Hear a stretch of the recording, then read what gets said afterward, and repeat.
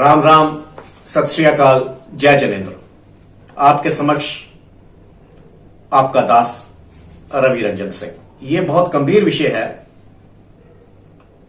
हमें सब तरफ से घेरा जा रहा है इनविजिबल एनिमीज। और जैसे हलालोनॉमिक्स एक इनविजिबल एनिमी है, जल संधि जो है वो भी एक इनविजिबल एनिमी है। उसके ऊपर मैंने अभी एक वीडियो रिलीज करी थी YouTube पे और अपील करी थी कि जो लोग इसको समझते हैं, समझना चाहते हैं, इनपुट्स दें और हम सरकार के समक्ष ये अपना पक्ष पेश करें कि क्योंकि पाकिस्तान इस ट्रीटी से पीछे हट चुका है, हमारे ऊपर अब ये बाध्य नहीं है। आज का विषय है सेना और सुरक्षा। हमारी सेना में बढ़ोतरी होनी चाहिए, सैन्य बल में, और सेना का आधुनिकीकरण। हमारे CDS साहब ये कहते हैं कि हमको सेना कम करनी है क्योंकि टूथ टेल रेशो गड़बड़ा रही है। जब आप केवल आज की आवश्यकता और सेना को देखते हैं तो ये बात ठीक हो सकती है। वो एक प्रोफेशनल सोल्जर हैं, वो सिर्फ सेना की दृष्टि से देख रहे हैं, आज के खतरे की दृष्टि से देख रहे हैं। राजनीतिक हलचल क्या है ये अलग बात है। अंदरूनी सुरक्षा भी हमें करनी है। बहुत अच्छा लगता है इस चलचित्र में जब हम देखते हैं एक ट्रेंड आर्मी।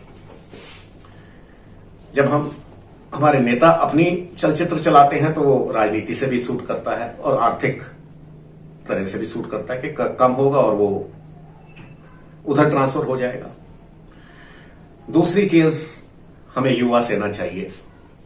जल्दी रिटायर करने से आर्थिक बोझ, जिसे बोझ कहा जाता है, बार बार बोझ नहीं है पर चलिए मान लिया बोझ, एक मिनट के लिए इसको बोझ शब्द इस्तेमाल करते हैं। ये युवा होगी सेना, जल्दी अगर रिटायर होंगे तो ये बोझ कम होगा, बढ़ेगा नहीं। कैसे, ये फिर किसी वीडियो में।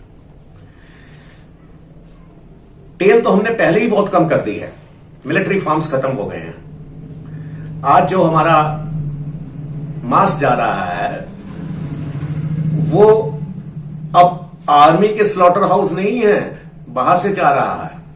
हमारा खाना जो है वो आउटसोर्सिंग हो चुका है फौज का। और इस खाने में, इस चेन में, श्रृंखला में राष्ट्र विरोधी और जिहादी घुस सकते हैं। जितना भी मांस जा रहा है, अब पहले सेना केवल झटका लेती थी, अब हलाल जा रहा है और बाहर से जा रहा है। तो ये जिहादी जो हैं, सेना को जो सप्लाई होगा उसमें केवल थूके मूतेंगे नहीं, वो ऐसा करेंगे स्लो पॉइजनिंग, धीमा जहर, क्योंकि उनकी फितरत ही ऐसी है, उन्होंने करना ही है, तो इसीलिए बने हैं। तो ये हमने मिलिट्री फार्म हाउस कम करे, स्लॉटर हाउसेस आउटसोर्सिंग कर दी, और अब कह रहे हैं कि जो वाहन है वो उसी कंपनी से हम रिपेयर करवाएंगे, सस्ता होगा। पहली बात तो ये गलत है, सस्ता होगा। कंपनियां यहां पे घाटा खाने के लिए नहीं बैठी। सस्ता होगा, पर क्या जो एक वर्कशॉप का, सिविल वर्कशॉप का, चाहे वो टाटा की हो चाहे महिंद्रा की हो, मैं किसी कंपनी का नाम नहीं ले रहा, मारुति का, क्या उसका इंजीनियर युद्ध की परिस्थितियों को जानता है? जो मेंटेनेंस है, ऑटोमोबाइल की मेंटेनेंस है, जो मेंटेनेंस सर्विसेज हैं, वो मैकेनिक ट्रकों में बैठ के साथ में जाते हैं और जरूरत पड़ने पे वो लड़ाकी फौज, टूथ का भी काम करते हैं। ट्रेनिंग तो होती है ना, चाहे वो उनकी स्पेशलाइजेशन कुछ और है। तो ये ना तो युद्ध में जाएंगे, ये तो अपना शहरों में ठीक कर देंगे, दिल्ली में, बॉम्बे में, जहां जहां इनकी वर्कशॉप है। और उसके अंदर क्या चिप डालते हैं, क्या नहीं डालते आजकल के जमाने में, चलिए ना भी डालें, मगर क्या ये वहां तक जाएंगे? क्या ये सेना की आवश्यकता को समझते हैं? एक सिविल की गाड़ी और फौज की गाड़ी में बहुत फर्क होता है। अगर हमारी रेशो गड़बड़ है, पहली बात तो ऐसा नहीं है, कैप्चर के लिए टूथ की जरूरत है, बस उसको सस्टेन करने के लिए, उसको दीर्घ काल तक रखने के लिए टेल की जरूरत होती है, और टेल हम पहले ही कम कर चुके हैं। और यदि फिर भी ऐसा समझा जाता है कि रेशो फर्क है, बैलेंस फर्क है, तो पूंछ मत काटिए, दांत और लाइए। और सेना कोई कंपनी नहीं है जो पैसा कमाने के लिए बैठी हुई है। हमको बही खाते जो हैं अपने केवल आर्थिक नहीं देखने, हमको सुरक्षा भी देखनी है, सुरक्षा खाता भी देखना है, सामाजिक खाता भी देखना है। और आवश्यकता क्यों बढ़ रही है? एक, जो पड़ोस में पंजाबिस्तान है, उसकी आर्मी बहुत कमजोर थी, मगर अब वहां पे चीन की आर्मी आ चुकी है। जो वो सी पैक में मजदूर हैं वो पीएलए है, और उनकी इतनी हिमाकत है कि अब उनके कैंपों में, पाकिस्तान के मिलिट्री कंटोनमेंट्स में जनरल्स का हुक्म नहीं, पीएलए का हुक्म चलता है। वो जब मर्जी इनकी लड़कियां उठा लेते हैं, इनके फौजियों की, और जब मर्जी इनको पीट जाते हैं। तो कहने का मतलब है, जो चीन, उसका हवाई मार्ग नहीं था हिमालय की वजह से, वो आ गया है। उसके पास अब समुद्र का रास्ता भी हो गया है पाकिस्तान की वजह से, क्योंकि वो तो एक बिका हुआ देश है।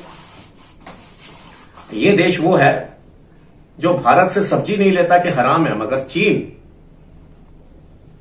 वहां पे शराब की फैक्ट्री डाल रहा है, वो हलाल है। क्यों? भिखारी को पैसा मिल रहा है। ये आलम है, भारत की सब्जी हराम और चीन की कंपनियों ने, फौज ने उनकी नमाज बंद कर दी है। अब वो फैक्ट्रियों में नमाज नहीं पढ़ सकते जहां पे चीन की कंपनियां हैं, पर वो सब जायज है उनके लिए। खैर, ये उनका मामला है। अब कहने का मतलब है कि हमारे को सेना बल और आधुनिकीकरण की क्यों जरूरत है?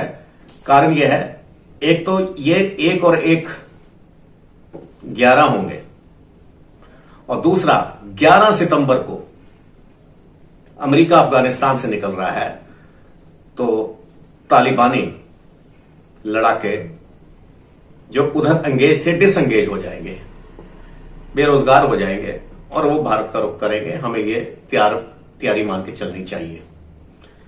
तो आवश्यकताएं तो बढ़ रही हैं, और जब कहते हैं कि हमारी दूसरी सबसे बड़ी आर्मी है, कम करना है, तो भैया हमारी दूसरी सबसे बड़ी आबादी भी है,